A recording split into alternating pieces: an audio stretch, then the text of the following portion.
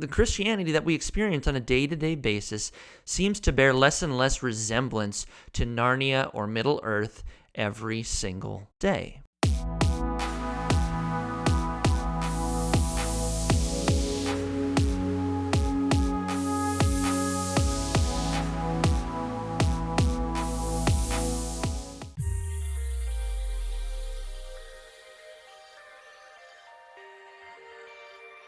Who stole the magic?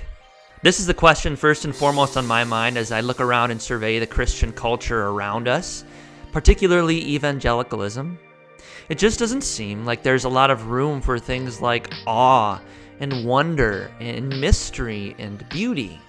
Another way to say it is that the Christianity that we experience on a day-to-day basis seems to bear less and less resemblance to Narnia or Middle-earth every single day.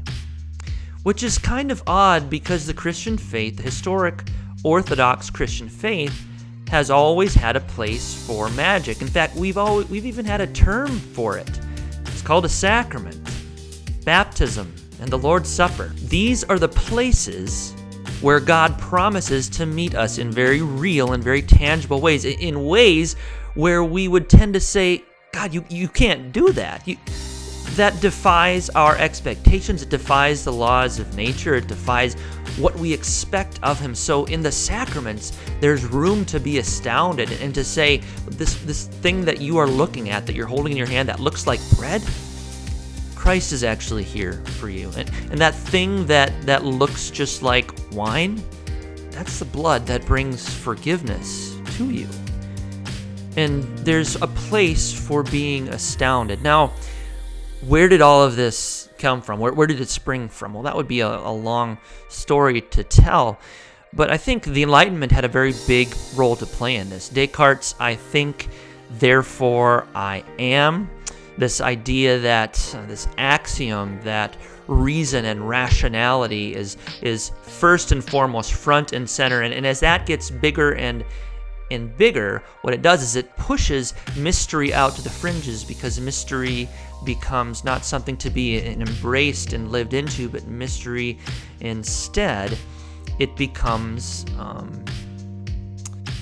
something to be avoided at all costs, because mystery is a perceived threat to the omniscience that we're seeking in our world today.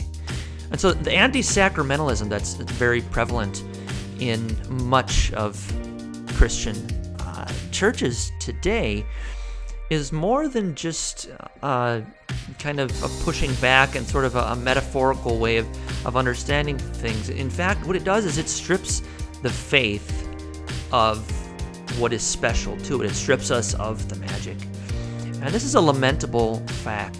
Now, in the strict sense, it's not true, of course, that the magic is just gone, that it's just disappeared or something like that. God is just as present and active now as he always has been and always will be.